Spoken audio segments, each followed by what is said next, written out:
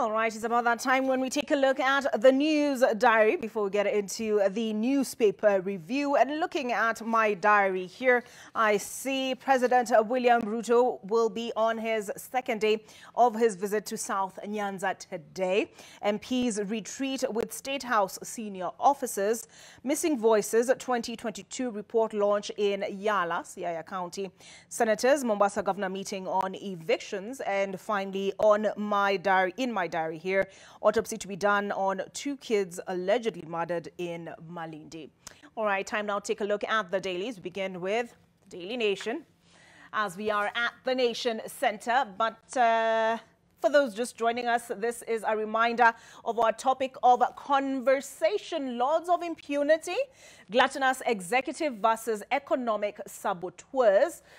This, I believe, is clear which side is which. And in studio already we have Muthoni Mburu, a lawyer. We also have Joe Halende, what do you call each other, a learned friend? Her learned friend. And we also have Omulo Junior, Director, Political Affairs, ANC. We're just waiting on advice, Mundalo, but we'll kick it off with the 3 of us. I think we are amply represented, balanced. Okay, Daily Nation, top story, headline story, the hardliners. And what does it have to say about the hardliners? Well, I see several faces here. I see Senate Majority Leader Aaron Cheruiyot, Kimani Ichung'wah, Majority Leader in the National Assembly, the Deputy President, Rigathi Gachagua, President William Ruto, Raila Odinga, right at the center, the 2 gentlemen. We also have Makau Mutua, Opiyo Wandayi, as well as Eugene Wamalwa. And this is what it explains, that as the clock ticks towards Monday and a fresh round of anti-government protests, the quest for a truce between President William Ruto and opposition leader Raila Odinga has been hit by a hardening of positions, even as Kenyans continue to feel the pinch of the high cost of living. What will it take for the 2 rivals and their troops to tame their tongues and make peace? And I see here they've quoted the Senate Majority Leader, Aaron Cheruiyot. At this rate, even KCSE results will be rejected by students who will then declare that they have procured the services of a hacker who has since informed them they scored an A, thereby demand to be admitted into the university of their choice. You know, he may have been saying it in jest, but the exams have been called into question, have they not?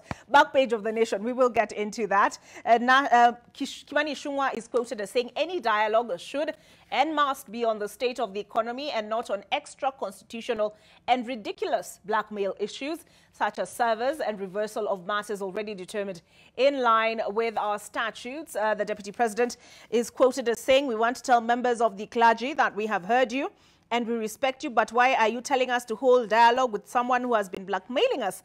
We are telling the clergy not to request us to sanction blackmail and impunity. And finally, on this side, President William Ruto, I want to tell that friend of mine, stop bothering yourself with the demonstrations. Plan yourself well for 2027. By then, I will have prepared myself more. Stop bothering citizens. You are disturbing them by taking war, chaos, and protests to them. And now on the other side, we'll start with Raila Odinga. He is quoted as saying, we do not want talks, we want the truth, and we want our demands met. To those saying we want a handshake, this is an insult to the intelligence of Kenyans. His spokesperson, Makau Mutua, is quoted as saying President Ruto, has failed miserably to do anything to alleviate the suffering of the people. The cost of fuel, food, electricity, and fees is out of reach for most Kenyans. Opiyo Wandayi is quoted as saying, don't worry, we're almost at the end of this list. We have now entered a new phase which entails mass action. The new phase is largely driven by the people themselves. It should not be left to run its course. I therefore don't see dialogue as a priority at the moment. Eugene Wamalwa saying if he stops this IEBC recruitment and reaches out to us, lowers cost of living and opens election servers, then there is no need for these demos. But if he pushes his way and gets a William Ruto commission, then Kenya will not be the same again. It appears that from both sides of the aisle or from both sides of the ring, either side of the ring, it feels a bit like that, doesn't it?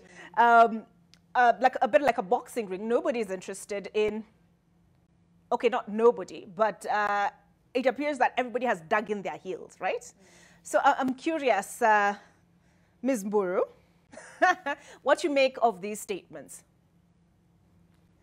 Thank you very much. I must first begin by saying this is my first time here, and I'm really happy to be given this noble opportunity.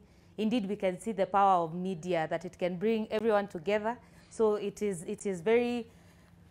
indeed a very good times we are living in, seeing all these things that are happening with our leaders, all these different conversations, and the unwillingness of them to come together.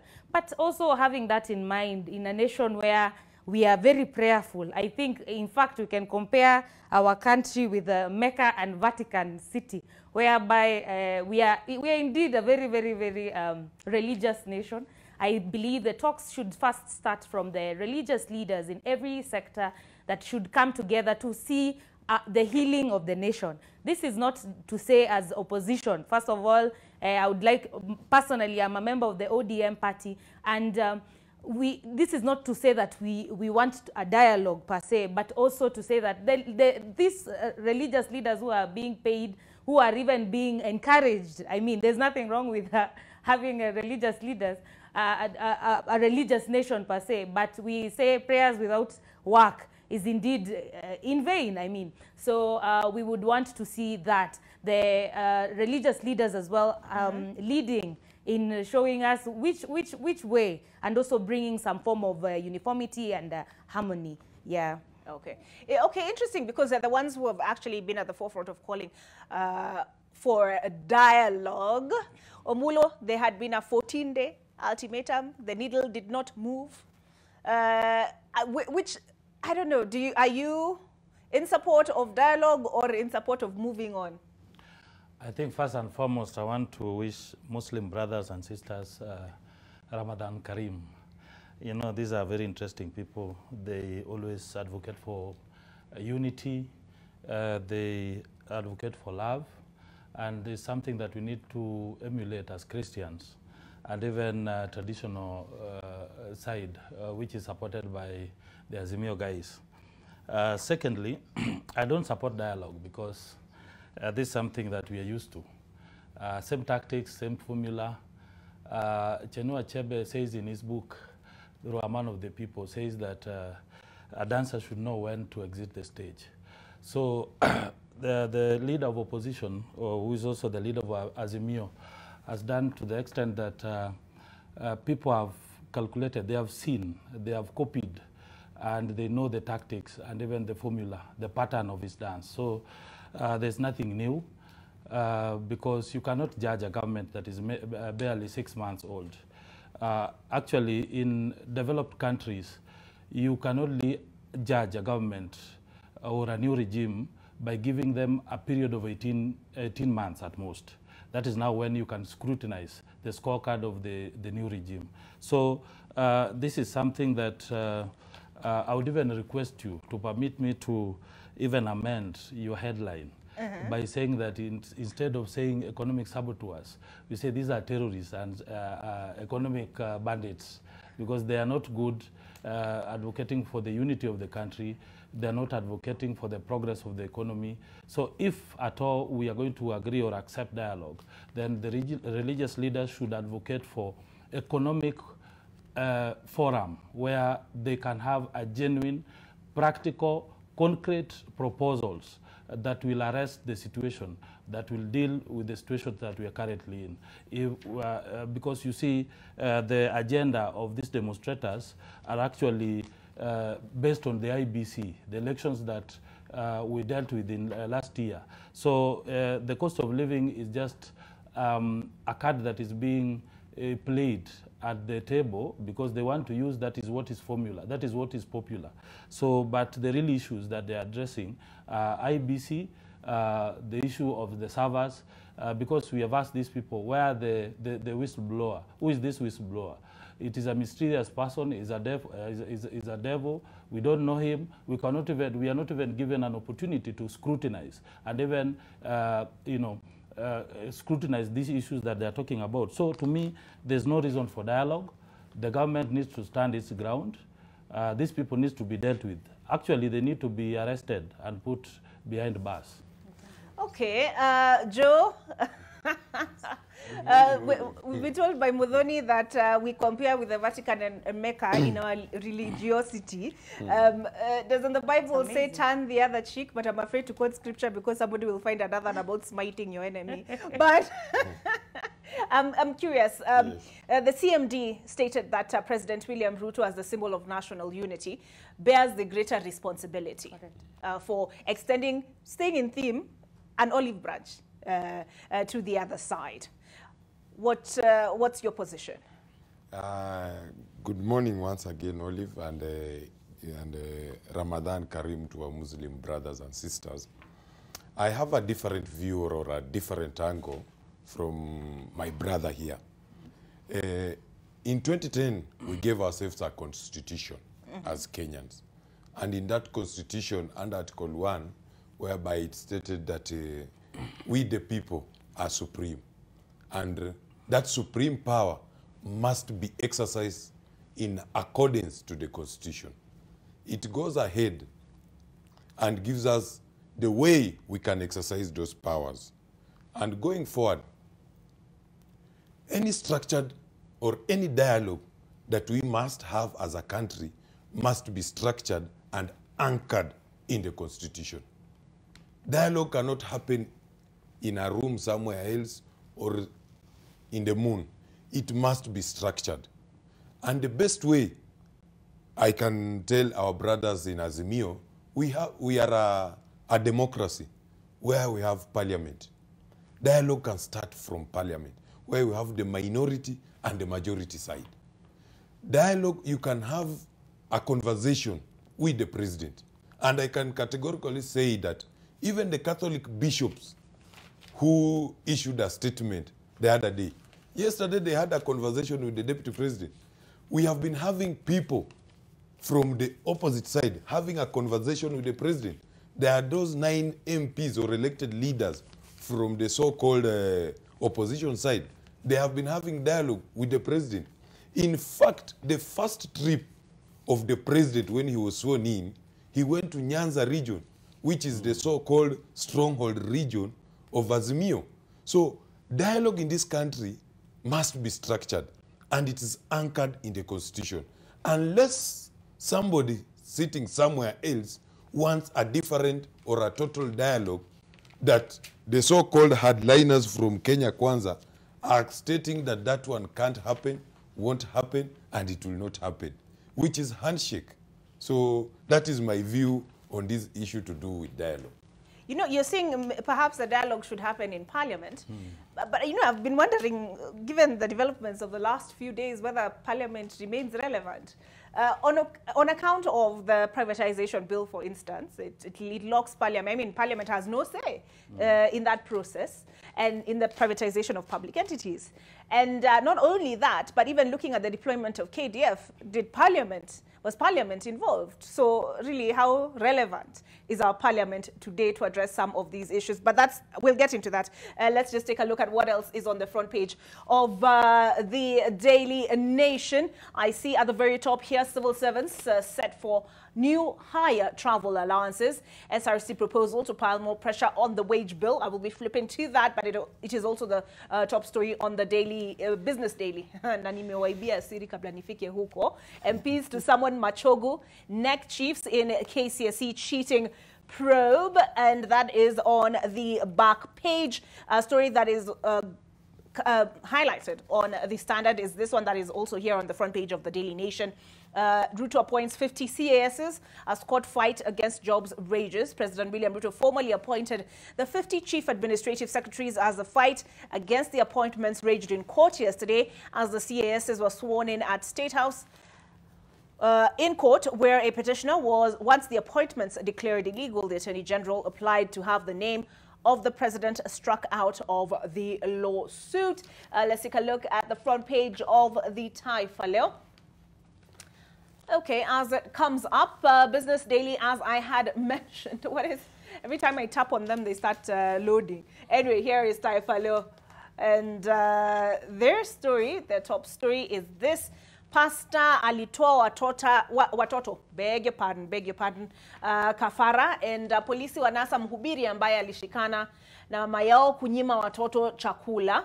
So starvation, and that is their top story today. When we look at the Business Daily, it is the one I mentioned.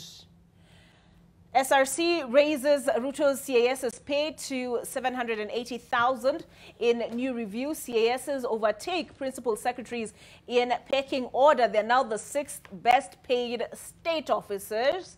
And when I come in closer, it reads as such. Actually, which one has to do with travel allowances? Is that the one that was highlighted on the front page of the Daily Nation? Let me see. Yes, travel allowances is actually what was highlighted on the front page of the Daily Nation, but I'll also see it on the ticker of the Business Daily, and it is also the front page headline story on the Star. But first, let's take a look at this one for CASs. This report filed by Patrick Alushula, and it reads, let me just come down slightly so that you can see it in full. The new chief administrative secretaries will be earning more than principal secretaries after the Salaries and Remuneration Commission raised their monthly pay to 780,000 shillings, putting them in the league of Kenya's top 6 best paid officials in the public service. A new SRC advisory to the Public Service Commission shows a CAS's monthly pay will rise from 765,000 following a job evaluation that put the position in a higher grade. SRC has determined the monetary worth of the job of CAS at grade F1 and would like to advise on the attendant remuneration and benefits structure. Now, as that happens, the shilling has depreciated even further on day new Forex code takes effect. This one is authored by Charles Mwaniki. The Kenya shilling depreciated further on the day the banking sector regulator effected a new foreign exchange code that promises stringent penalties against those caught manipulating the Forex market. Bank executives told the Business Daily in confidence that while they had been expecting a new code to be issued in due course and had even been participating in its preparation through working groups, the move by the Central Bank of Kenya to issue and enforce it came before they had finalized their submissions on the same. The surprise issuing of the code, they said, had dampened the supply of dollars in the interbank market that had aided recovery of the shilling from Monday. So where does the shilling stand? Rates quoted for dollar buyers in banking halls yesterday ranged from 136 shillings to 143 shillings and between 127 and 128 for those offloading the greenback to banks. Okay. So let's take a look at the ticker now. As I mentioned, here we go. SRC seeks to raise per diem by up to 67% in fresh review. The Salaries and Remuneration Commission plans to increase travel allowances for state officers attending official duties in towns outside Nairobi, Kisumu, Mombasa, and Nakuru, in a move that could pile pressure on the wage bill. And I see Kenya now best destination in Africa for expatriates. You know, sometimes it's hard to find a positive story in the dailies, but there we go. Kenya has been ranked as the top country in Africa by expatriates to get started and settle due to language, ease of finding housing, and cost of homes. This gives the East African nation an edge as an attractive destination for companies seeking to enter the continent. And then I see state faces telecom bailout headache. The government faces the prospect of a multi-billion shilling outlay if it is to turn around Telecom Kenya following its takeover of the entire ownership of the telco. Disclosures made by previous majority shareholders Helios Investment Partners show. And let us see at the very top here.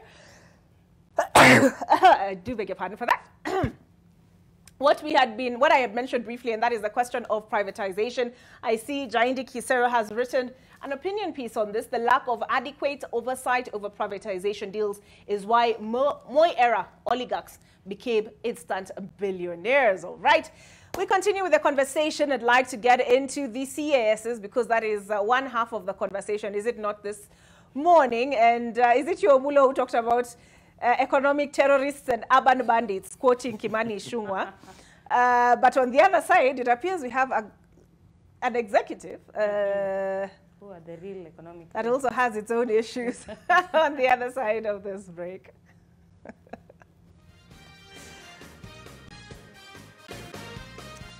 All right, welcome to AM Live. Let's quickly wrap up the newspaper review.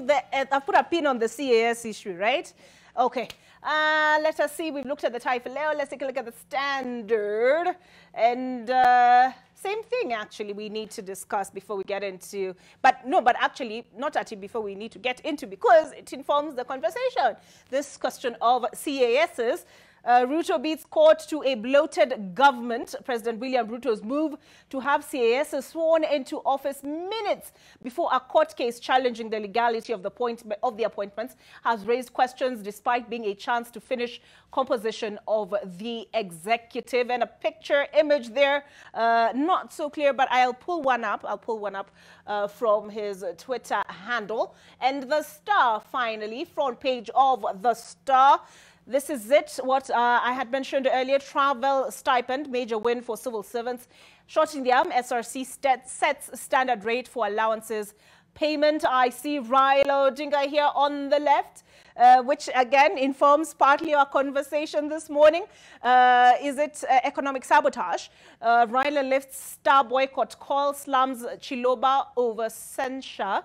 As a Azimio leader, Raila Odinga has withdrawn calls for Kenyans to boycott the Star newspaper that he issued on Tuesday. Raila said in a press statement on Thursday that the move followed consultations with stakeholders. We have agreed to call off our boycott of the Star newspaper. Instead, we have filed a complaint with the Media Council of Kenya. And I see an image that is, yeah, I don't even know how to describe it. Where is my hard copy? Here we go. Turkana residents struggle to stay alive. And this gentleman is identified in the caption. I don't know whether you can see it. Let me see if I zoom out, whether it will be easier to view in full. Is that better? Okay. And the caption reads, Samal Logiron, 84, a resident of Murwese village in Tarkwel, Loima sub-county, eats wild fruits. So that is the reality, if we're to believe the figures, for millions of Kenyans struggling to stay alive. And yet, and I will put you on the spot with this one, Omulo. If I juxtapose the image next to that one of 50 CASs. Mudhani, don't pile on, because we need a functioning economy. Are you sabotaging the economy that would allow these people to be better fed? But I'm just pulling up that image of CASs, and we kick off now our conversation proper. And the question we are asking is that either sides of those two sides identified on the front page of the Business Daily, these ones, are they lords of impunity? By maintaining this headline stance, by digging in at the expense of Kenyans, are they lords of impunity? That is the question. And given the Standard and that front page image on the Star have firmly put the question of CASs in our radar, let's start there. Where is that picture? Oh, I do beg your pardon. Let me pull it up quickly. Here we go. And this was this was the day before. Where is that picture? This is the video of the swearing in of CASs. I can't seem to find that picture over here on his Twitter handle, but we have seen it, front page of, what was it, the Standard? Omulo, I remember the last time you were here, you were not totally in support. Sure.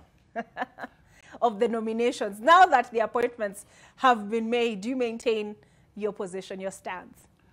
Actually, I made my position clear, and I'm on record saying that initially I didn't support the idea of, appointing 50 CSs. But, the president was sworn in to protect, respect, and uphold the Constitution. And there's nothing new. He's just doing what was done before in the previous regimes. As a president, he has the powers. 50. He has the powers. The president has the powers to appoint anybody that he believes will help him run his government. I see a mixture of talents. People will bring in new, fresh ideas in the government. But sometimes I ask myself, I see members of parliament, especially in the opposition, running around in the protest like headless chickens, instead of focusing on introducing a law that will guide on the appointment of CSS, because there's a lacuna in law. That is why the president, even other presidents, will take the opportunity and even appoint 100 people. You cannot prevent them from doing what they are supposed to do as their duty. So members of parliament need to introduce a law in parliament, because where there is a lacuna, you legislate, because members of parliament are elected to legislate. So this CSS appointment must be anchored in the constitution, in law. That is why it was very difficult for parliament to vet the CSS. But I still maintain my stand, because I don't see the need of having 50 CSS. But now, because they have been appointed, I believe that they will add value to the service delivery of the government, and they will bring in fresh ideas. They will articulate issues that are meant to help Mwananchi. They will also be able to implement and operationalize the Hustlers plan. So we will support the president in that regard.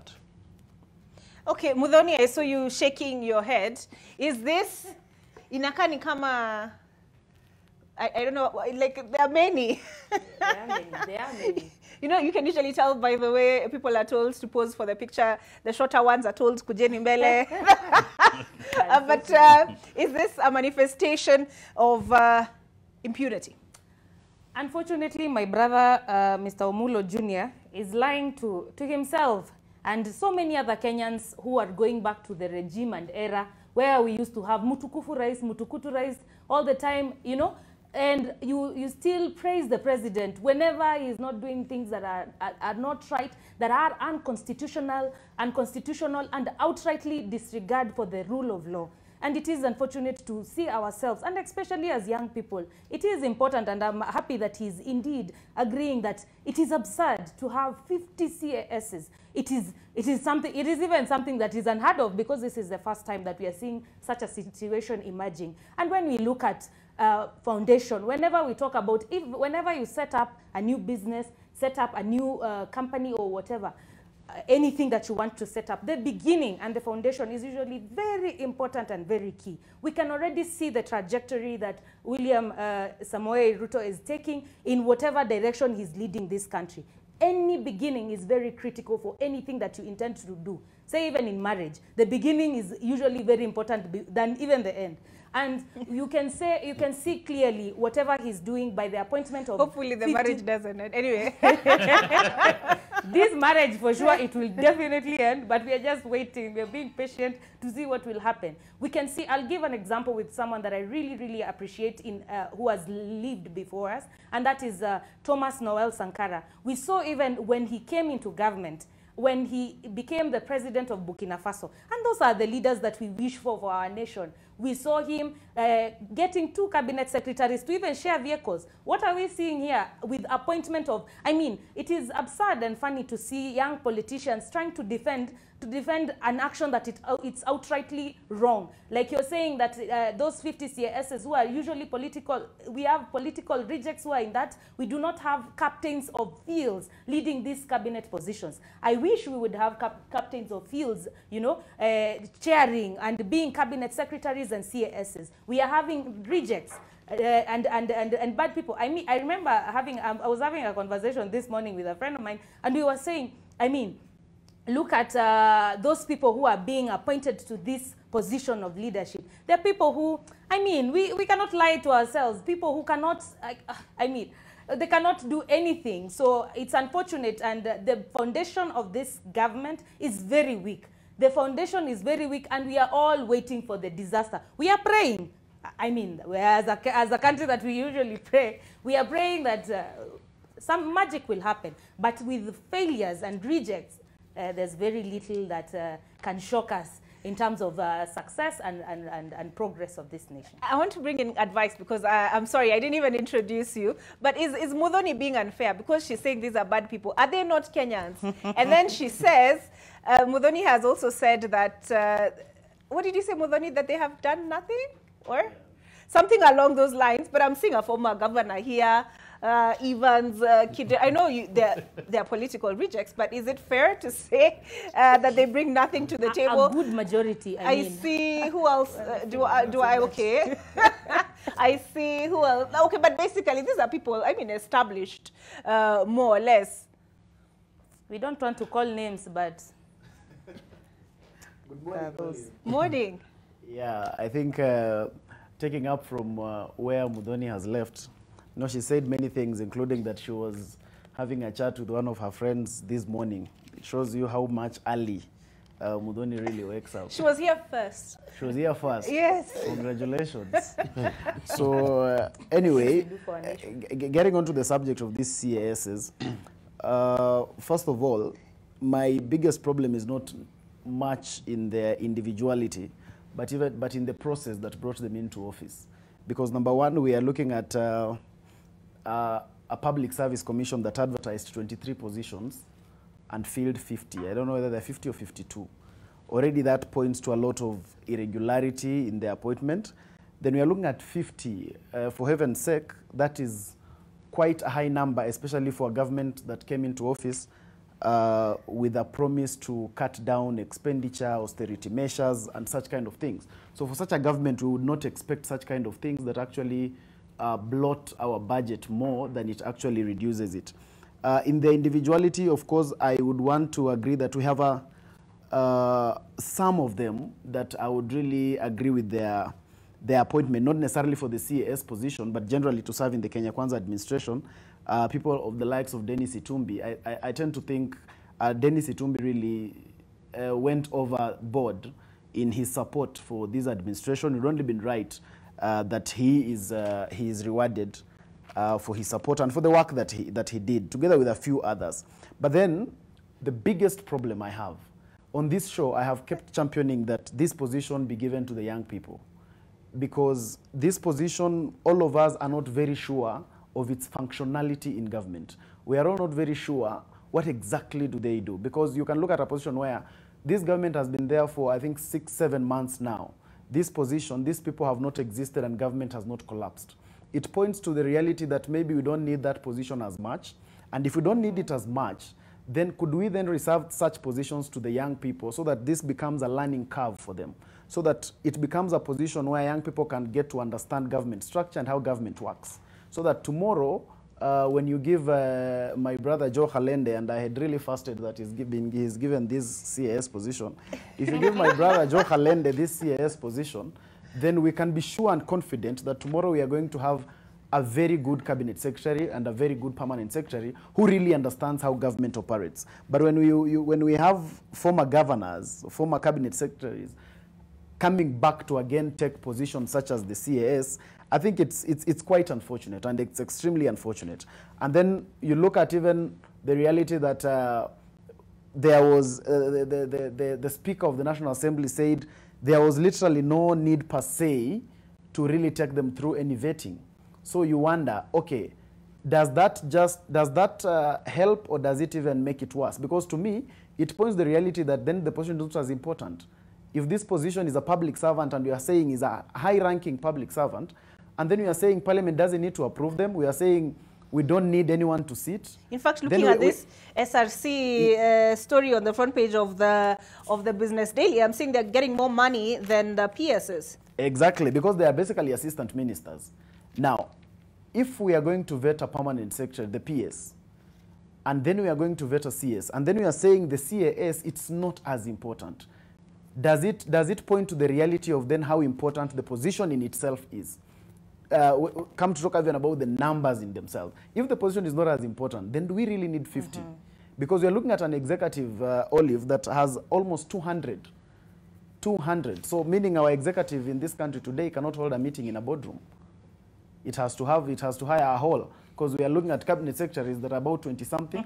We are looking at 50 PSs. We are looking at 50 CASs, and then we are looking at a number of advisors in this government. So generally, these are about 200 people just on the apex level, that is the executive. I'm looking at a backdrop that President William Ruto came into office with. He came into office promising that this was not a government that is there to seek jobs for people. This was a government to deliver for the people. But one of the initial things that they have done, and look at such kind of things like these positions, it's actually seeking those jobs that he had really talked about that he's not going to do. He told us that we are not, this is, you remember in the rallies, he said, wow, wanatafuta vyeo. Yeah? And what is happening now is purely creation of vyeo. My only problem is, okay, I don't disagree with creation of vyeo, but then I'm like, we really needed this vyeo even for the young people. I needed more of the young people here. I look at this list, I see people who are tried and the people who have been there before. I don't see a lot of new blood, and that you stopped short of tried and tested. Okay. I discovered that it was the right word at the wrong appointment. Joe, let me ask you to come in at this point. Maybe you can explain to us how the appointment, will the appointment of these 50 help this man on the front page of the Star eat better? I don't know, but let me take a different angle and a different trajectory from what my brothers and sister have talked about, and mine will be to combine the headline on the Nation newspaper, Daily Nation, plus the headline of the discussion today, where it is labeled of loads of impunity and some, let me not use the exact word because I'm disappointed with the words. Let me open it. Yes, I'm really disappointed. And in fact, by the time you sent me this poster, I tried to reply, but you didn't see my reply. No, I saw your message. Yes, but no, tell me what disappointed you about it. I'm disappointed because with this headline, NTV tries to discuss our Kenya Kwanza supplementary budget, but it's doing so selectively with the purpose of shaping a certain narrative or spinning a certain narrative. And you can clearly see that the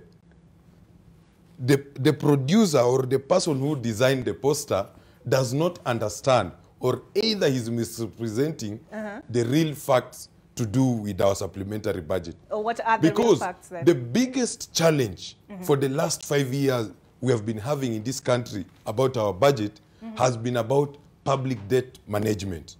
And how I wish the designer or the person who was trying to interpret that budgetary statement could have gone further, not to cherry pick places where suits the narrative. And that it means picking the cars, picking the renovation of the house, such, you understand my argument. And one thing that we need to know is that for the last 5 years, the facts are stubborn. For the last 5 years, our public debt has skyrocketed to almost 10 trillion Kenyan shilling. That means our debt servicing has been almost 1 trillion per year. That means that we have been using at least 50% of our revenue collection to service the debt that we have been having. And nature dictates that if you find yourself in a hole, you must stop digging and come out. So that was actually the utmost or the fundamental thing that the Kenya Kwanza government focused on. And you can clearly see for the last 7 or 8 months, from IMF and World Bank issuing a statement that Kenya is on debt distress, to a point where IMF and World Bank today is telling us Kenya is having a good management of its debt. So we have been given new facilities and companies or agencies that have been servicing bonds worldwide, that means Moody's and Fintech, have given an okay to other lenders that Kenya at least it's picking up and it's on its feet. And having to say that, we must also realize that this Wednesday, this week, one of your Business Daily had two stories. One was about Kenya Kwanza establishing an independent office to do with debt management. Two, one of the articles was talking about the Kenya Kwanza government in the last 7 months has saved this country almost 30 billion to do with debt servicing. So from my angle, where I'm sitting, if you are to compare Kenya Kwanza government with the former handshake government and now the opposition, there's a big or a huge difference. It's like day and night. We are a government that has a plan. We are executing that plan. We are talking about an opposition which is shouting on top of their voices about high cost of living, but yet what are they providing? The solution is maandamano. If we try to analyze maandamanonomics, you clearly see that this Monday, nobody was working in Nairobi CBD, nobody was working in Kibera, nobody was working in Kisumu CBD. That means majority of our citizens who live on hand to mouth and work in CBD, work in Kibera, work in Kisumu, did not earn a living, did not put food on the table. So I think it's high time that as much as we are all Kenyans and we want what is best for this country, we must be truthful, we must be honest. And because our deputy president always say that we are honest people and we are truthful people, I think IMF and World Bank has vindicated us because we have a plan, we have an agenda, and we would really like to execute that agenda. Okay. Yes. Your case is with me. I'm the faceless producer you're referencing. I am the one who crafted this poster. It's me. I will not distance myself from my work. Where is it? Here we go. Oh, oopsie. Where has my poster gone? But, and we'll come to the question of sabotage because I feel like I am being sabotaged here by this touch screen. But here we go. This is our poster this morning in case you are not aware of what, if you've joined us and you're not aware of what Halende is referencing, this is the one. Omulo. And I know, advice, I see you itching to get in, to respond to what has been raised by Halende, but I want us to turn the table, so I want you to respond together with what Omulo will submit on this issue. But Omulo, there was hue and cry the minute those 50 were named, including from yourself, right here in this studio. Is this a government that does not listen to its people?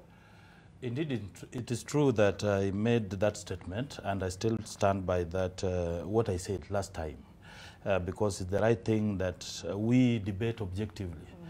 I tend to agree with my good friend, which I respect so much, Advice Mudalo, that the CASs are supposed to nurture and harness the potential of young people so that we can grow in leadership. But I want to request him to advise his members of parliament who are roaming around in Mandamano to legislate, come up with a law that will, guide on the appointment of CSS, the timeline, the number of CSS that are supposed to be appointed, and the value addition that they will give to the government. At this point, I might not criticize so much because it is out of hand. Actually, I requested the parliament to reverse and take it back to the president. Yes, you did. But now, since the parliament has not done that and it's already, these people have been appointed, what we can say is that we support the president in his wisdom to blend different people in this CSS appointment. Sometimes it's very important to respect the elders. When you call them political rejects and losers, these are people who have experience and they contested. So we give them respect that they deserve. So I think that one was it is a mixture. It's a mixture of talents that will deliver. What I can request and ask Parliament and even the opposition is to observe and see what value or the value addition that the CSS will add, having been appointed, the 50 of them, at the end of 5 years. What value are they going to bring on the table vis-a-vis the amount that they're going to spend, over 5 billion within the 5 years? That needs to be monitored so that we can benchmark moving forward and see how best we can improve on this issue. Be that as it may, the topic that you send us, I think, to me, I can only defend and say that it is too early to say that the government is glattonous. The reason is we are barely 6 months in office. We are still operating on the handshake budget, which you know very well. We cannot share, their beliefs, their priorities. Their priorities are not the same with our priorities. And you look at the supplementary budget, which is just a mini budget proposal of the main budget, which cannot exceed 20% of the main budget. Actually, let them be patient. The Azimio people be patient and allow us to table up our budget in the new financial year, 2023-2024, where we're going to table the hustlers budget, which now will implement our plan. After that 18 months, now they can come and scrutinize the scorecard of Kenya Kwanza government. But at this moment, we inherited a government that is that lost focus, a government we inherited empty coffers, a government that could only pay or even coerce people to pay 15 billion within 26 minutes, which we are still even wondering where that money is. So they need, first of all, to give us space so that we can implement what we told Kenyans. This is a pro-poor government. Actually, we have voted, the majority of those people, the voters who voted Kenya Kwanza government, are poor people. They are hustlers. And we went around in all the 47 counties, talking to them, giving them an opportunity to raise issues that they need to be addressed through the economic forums. We even signed economic charters that are yet to be implemented. All these are put in the Kenya Kwanza government budget, which is coming in the next financial year. So let them allow us to implement what we want to implement, because this is a new regime. So instead of making noise, raising issues that are neither here nor there, I think it is hilarious, and we can say it is only is a non-issue to us. Really? Omulo, hilarious, non-issue. I'm still coming back. This image of Samal is burned into my brain. And if both sides maintain their hard positions, where does that leave him? Right? But response to that before we come to the second part, because we started with the Glattonous executive. But only we are coming to economic saboteurs, yes. Permit me to say that it's very unfortunate that Samal is experiencing what he is experiencing, but I think we had come up with initiatives that were meant to cushion the poor people due to drought, because there are things that we need to accept. It is very unfortunate maybe that we urge the county government in this county to take up this issue and come up with initiative, because we have devolved functions and the county has money, and I think they should move with speed to help such kind of people instead of putting it on the shoulder of the government. I think the government has a responsibility to feed its people. I think that is the trajectory that we are taking, and we believe that the cost of living will come down very soon. Mm. Okay, there's you mentioned empty coffers. And there's another story that was referenced by my good friend Joe here. I think it was, which one? This one on cars. Ruto, Rigathi, Mudavadi get 802 million shillings for new cars. And then there was this story this was February, Ruto Gachagua offices burst annual budget in 7 months. How empty could the coffers have been, Omulo? this, especially considering we have a deputy president who the other day in Nandi said he's doubled down on that shareholder statement. He said, well, your panda, your watavuna. yes. So how empty can the coffers be? Olive, we must understand the formation of our government. First of all, when you settle, you form the executive, the structure of government. Secondly, you do what we call auditing. You know what is there and what is not there, and how these people misused public money. So because there are promises we made to Kenyans, and actually I stand by those promises, that immediately we form government, there are things that ought to have worked immediately. But the moment we realized that the national coffers were empty, due to, first of all, public debt, this looting of funds, almost 34 billion, issues that were not meant to help Kenyans.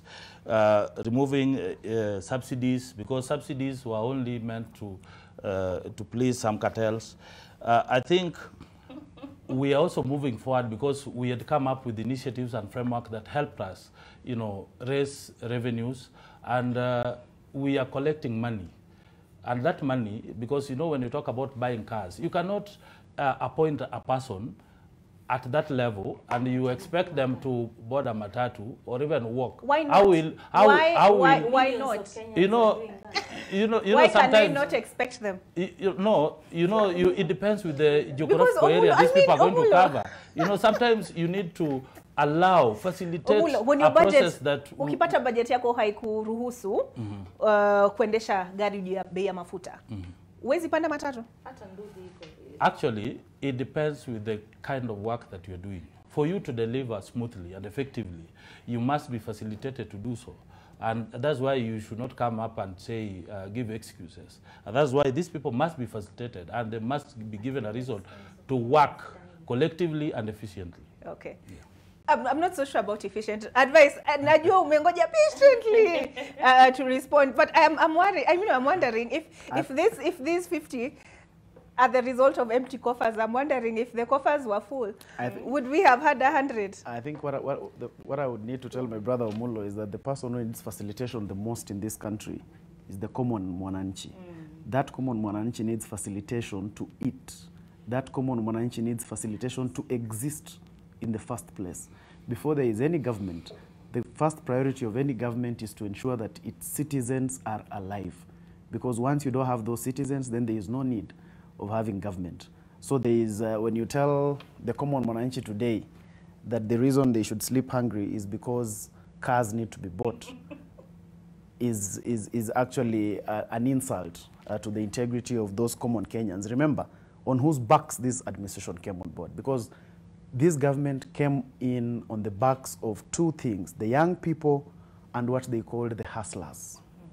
So far, those two people are the ones who are not being given priority at all, to the extent that I'm seeing my brothers trying to bid for jobs of being editors at NTV, because the government is not being responsive to the realities and the needs of young people. Now the people are now saying, maybe I would defend the title of the poster, because I think if you read it quite well, it's not NTV saying that that government is Glattonous. It was actually a question. So I think your answer is that it is. That's why then it's becoming very worrisome to you guys. But then my brother Halende said that you cannot continue digging when you get into a hole. The Kenya Kwanza administration came into government when fuel price at 159. Today, it's 180. That is continuing to dig. The Kenya Kwanza administration came into office when we had 23 CASs. Today, we have 50. That is continuing to dig.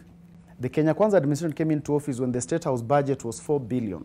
Today, that budget is 8 billion. That is essentially continuing to dig. These guys came into office when this government had cars and there was no need to buy others. They have put an 802 million budget on cars. Cars that are already there. We have cars. We see GK vehicles every other day.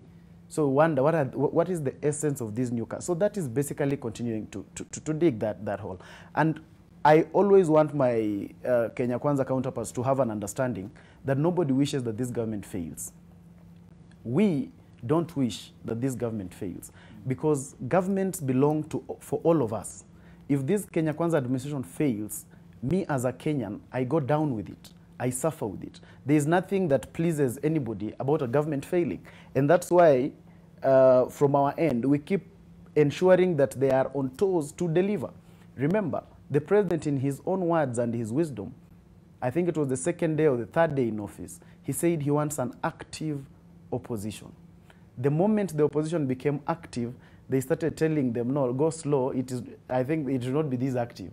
So I don't think it is, again, in the right of government to, again, tell opposition how they should do their opposition politics, for as long as it is being done right. And everything that opposition is asking for is right. Opposition is asking for the cost of living, which is high, and it is true.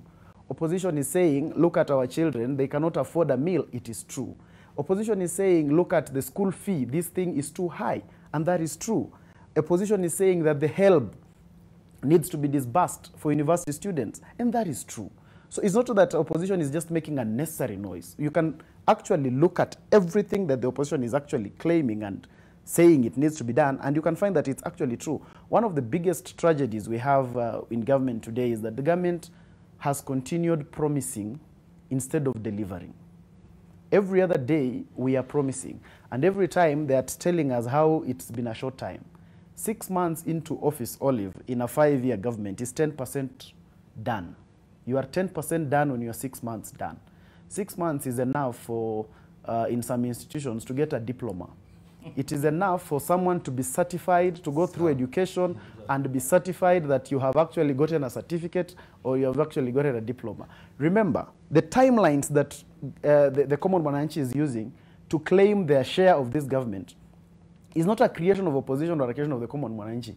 It is a creation of themselves. Because, Olive, they told us that when we put the Bible down, unga will come down from whatever shillings to about 50 shillings. It was them. It was not the Mwananchi who asked. It is them who told Mwananchi. Remember when Jubilee administration was in office, we told Mwananchi that the cost of fuel is being occasioned by the war in Ukraine and Russia. But they came and told Mwananchi that that is a fallacy. There is nothing like that. This has been caused by the handshake. As soon as we take office, these things will go down. As soon as they took office, they started now having a story and a creation.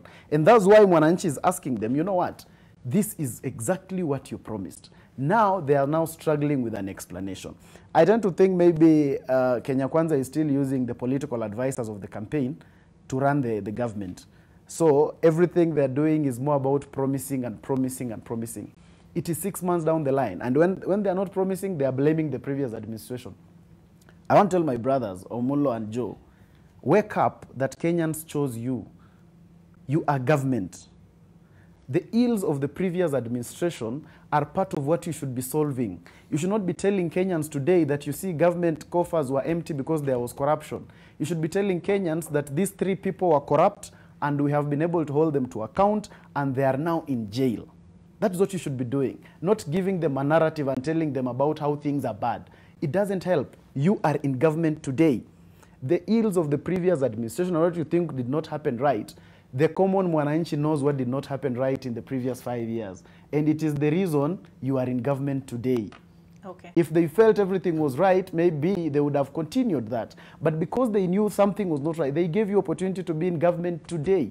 It is opportunity to solve those problems. It is opportunity for you to tell them what you are doing and not what you are planning to do. It is 5 years. You can't be planning for a whole year. I'm wondering when will they start executing. All right, so we need to take a break. But when we come back now, and Joe, I'll give you opportunity when we come back to respond. I want us to get to the second half of the discussion, which is this one. Economic saboteurs. And they don't want Glattonous. Now they are... we return with that half of the conversation on the other side of this break.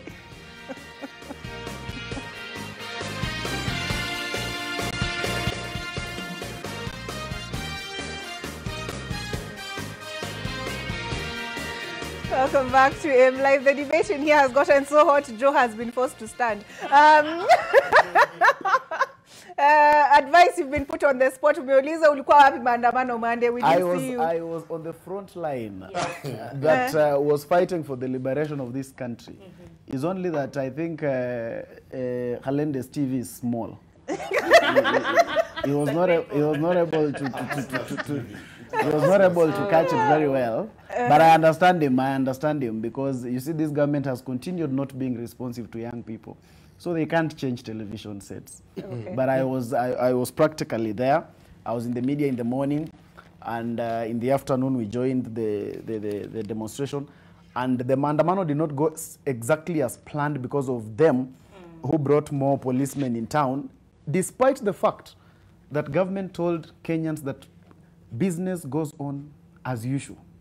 But Kenyans woke up to policemen around the entire town. So people wondered, are we really business as usual? Are things really going on as usual? Because they promised them that things will go on as usual. But the person who made things not go on as usual was government itself. It was nobody else. It was the government. Because people woke up. What people feared were actually the police than any other thing, because they were all over. They were all over, and that is what even instigated a lot of stuff. And you see, I was saying during the break that they tell us that government does not fear opposition, they don't care about opposition, and all that. And they promise people that even during that maandamano, nothing will happen, things will go on as usual.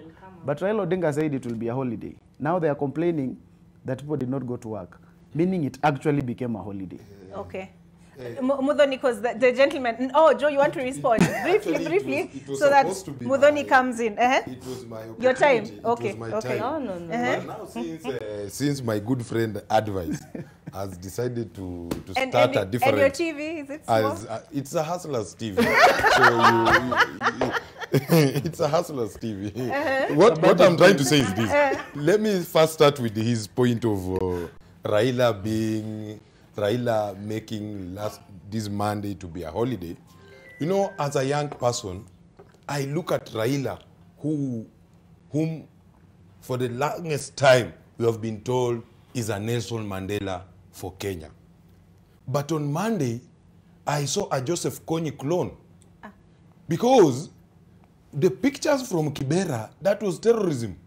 The pictures in CBD, the pictures in Juja Road, were young people that Raila was using to weaponize and shield himself from, to throw stones at police vehicle and police and people who were innocent Kenyans who were doing their businesses in Juja, innocent Kenyans in their homes in Mathare, who were just shocked by the goons who terrorized them in their homes. Where? And you can clearly see. No, but Joe, and Joe, you can't just make unsubstantiated allegations. These are not substantiated. This is very historic to us in Kenya. This is the same thing that happened in 2017 to force a handshake. The maandamano started like in CBD. They went to pipeline, leading to loss of life of certain individuals. And that's how Baby Pendo lost her life. Shot by who? And it's a misfortune. So when somebody weaponizes the masses, when somebody uses young people as a shield, you can see the video of that procession. Anytime they are being stopped, the vehicle stops, young people are sent in the forefront with stones to throw stones. To an extent that there's an unfortunate incident in Juja Road where they cornered the police. They forced the police even to jump a fence. You can see that situation. You imagine you are armed with an AK-47 and somebody corner you to a situation where you are supposed to jump a wall and you fail. What do you do as a human being? You will respond back. So that's why I'm substantiating my statement of a Nelson Mandela wannabe to a Joseph Kony clone. You cannot tell us that you are a liberator and yet you are leading. Even those are not protests. Those are riots. That is insurrection that Donald Trump led in the US. That's what is trying to happen. Now, back to our discussion where we are trying to frame the Kenya Kwanza government with the saboteur opposition. And my good friend Advice has told us that it's our opportunity to lead. Let us lead let us offer solutions to the problem, or let us correct the ill that the past government made. And I can give him one example. The past government tried to convince or propagate a certain scam. And they decided to give Kenyans what was called maize subsidies in the last 3 months heading to an election. Per month, we were spending 8 billion for maize subsidies. Flour. For flour, actually. Now to make it now to look like a scam, you give millers subsidies to produce unga at a cheap price. By the time they were coming out of office, unga was 230 shilling. Currently, unga in a Naivas supermarket, and one of the newspaper here has a small cutting of Naivas supermarket, Yes, is 179. Is that an increase or a drop? It is a drop. So, how do you differentiate mandamanonomics to hustlenomic? 8 billion shillings, if we were to go with that trajectory that Raila Amolo Odinga is insisting, currently would have spent almost 56 billion shillings. We removed the subsidies. That's why the beneficiary or the cabal that was benefiting from these flour subsidies are sponsoring this mandamano. And we know them, and we can name them, and we have already named them, and we are going for them. Arrest them? What we are doing now with that subsidies, after removing that subsidies, you can clearly see that almost 10 million Kenyan shillings, almost 10 million Kenyans have benefited from Hustler Fund. It is one of the largest enterprise fund in the history of this country. Okay. 2, as we speak today, the government is on a full force to ensure that we have affordable housing. Okay. Okay. Affordable housing is not for the purpose of just having house. Right. It is also for offering Creating jobs yes, to the young yes, people. Yes, I've had the president make the case. I'm listening. I want to list for... No, because I also want to give them an opportunity to respond. Modoni hasn't spoken in a minute or two. But Modoni, are you holding this economy hostage? Because you're boycotting, you've called on your supporters to boycott Safaricom. You've called on your supporters to boycott KCB. You had called for a boycott of the Star, which you've now walked back. But the people who are working at Safaricom, the people who are working for KCB, did not all vote for William Ruto. Some of them voted for Raila Amolo Odinga. Let me first begin by saying that indeed we have really seen that this government, and even friends that we have that are in this government, being very, very, very fearful of the opposition. First of all, any given government, there should be opposition. And I think this was some of the problems that BBI had envisaged, that we cannot have a country where the majority or half of it is being held in silence. So we should, at any given point, it is very important for there to be opposition. And for a while, we've not had opposition. And I think we can really see what key role that the opposition is playing to place those checks and balances and to ensure that a government delivers and sticks to what it had promised its people. We have seen, and by us saying that the promises that this government had given, it's not us putting word into their mouths. It's actually things that they went ahead saying. In 6 months, you will see the Karatina Stadium being developed. That's just but an example. But so many promises that they gave to the people of Kenya that they are failing to. But we've moved on. We've moved past that. Now the tables have turned. The tables are on you. Are you sabotaging this economy? They have failed to honor. And when we talk about the sabotaging of the economy, I mean, it is what we have just said, it is the irony of looking at what they are doing while they are claiming that the economy is being sabotaged. Let's go back even to the issue of media and the standard. We have seen media, at any given point in time, in every nation or even internationally, media should be impartial. Media should be used not to propagate any form or to conform with government, but to always stay impartial. That's why even we have this quorum whereby we have people who are pro and people who are against. So when media comes and goes against what what it is mandated to do, that is when you see at least a leader can call and request for the people to maybe take certain actions. But this is just him saying we are not seeing this media being partial. We are not seeing this, or let's say, for instance, even Safaricom, we are not seeing these entities doing what they are mandated to do, or even being used by government to oppress the people. It is his right and to come and say that these certain things are being seen to oppress the people and for the people that he represents. Let's also remember that this government has, let's say, the 7 million. We have the 7 million in this end. We have another 7 million of group of people who are in the opposition. And we also have a very big majority of Kenyans who did not vote. So we are living at times whereby this government needs to really show us, not only those people who voted. And it makes me sad also while we talk about the real economic terrorists in this case, people saying about stakeholdership in this government. What does the deputy president mean when he's talking about stakeholdership?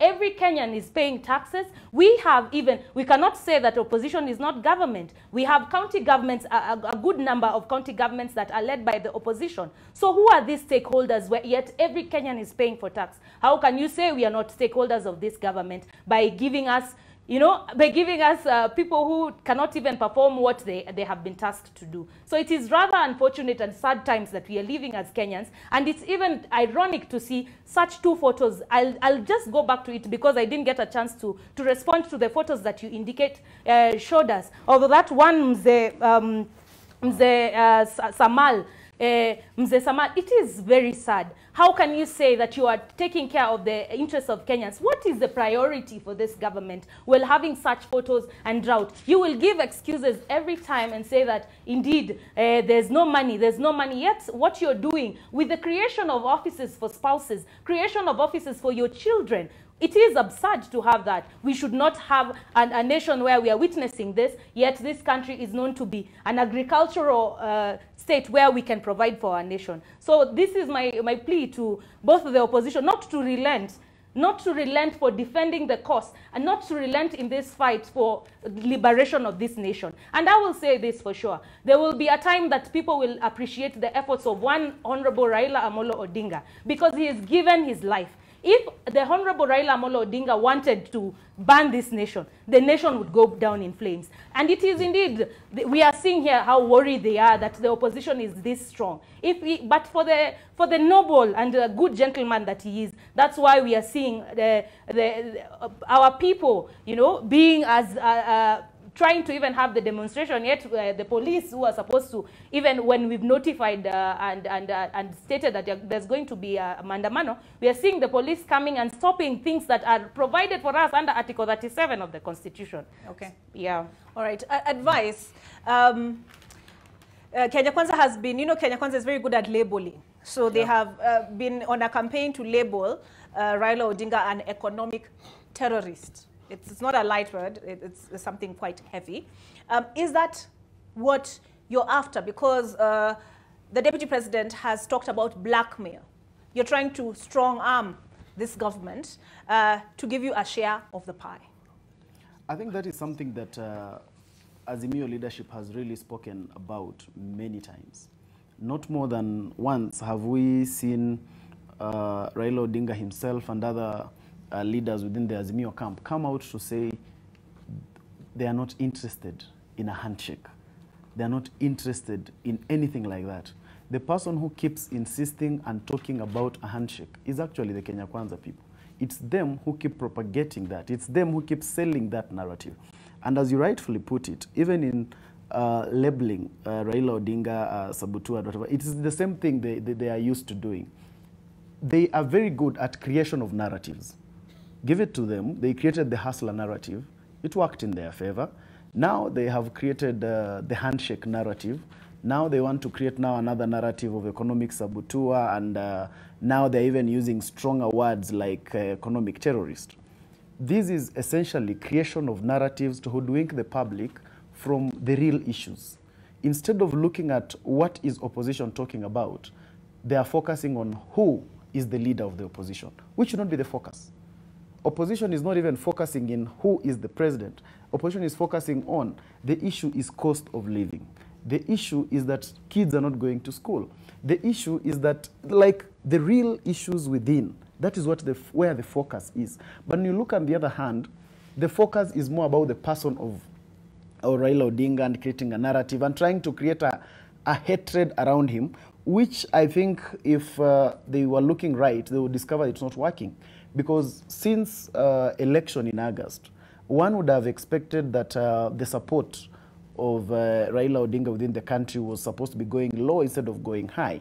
You would naturally expect that after his loss, the natural supporter of Raila Odinga would be a disappointed person who would not really go out in defense and in seeking that position so much for that. But be that as it may, we are seeing Raila Odinga has held 14 meetings across the country, in majorly, averagely all parts of this country. And we have seen Kenyans turn out in large numbers to attend those meetings. That speaks to something, because those people who are turning up are not from another country. Those are people from within. But advice, now, yeah. The thing is this, right? Yeah. If I understand where they're coming from, yeah. is you are not, I mean, the protests are not fueled by the cost of living alone. Some of the demands that have been made are open the servers. The other demand that has you're also protesting the election results, yes. Right? Yes. There's been talk of the whistleblower. Omulo calls him a devil. I mean, I think he means in the nature of a boogeyman. You know, yes. this unidentifiable person. Yeah. Yes. You know, I mean, the point for them is accept the election results, and then we can sit at the table perhaps and work together to find solutions for the cost of living. Have I understood correctly? Yes. We must be very realistic about it's just telling me that maybe advice is the whistleblower. The unknown. Thank you for the promotion. Now, we must be very politically realistic as a country. We are coming from an election where the commission in itself was split right in the middle in its submission of the result. In the first place, we had commissioners, actually the majority of the commissioners disagreed with the election result. But what did Azimio do? Azimio did not call for protests at that time, even when it would have been convenient to do so. It waited for the court. When these results, when these went to court, we were able to see the court make a ruling using adjectives like hot air, things that are not necessarily decorum, even for the language of the court. Now, up to that level, you do not expect that people would sit pretty and just accept everything that they are told. And Azimio is not saying anything strange. Azimio is not claiming that we just won the election. It is saying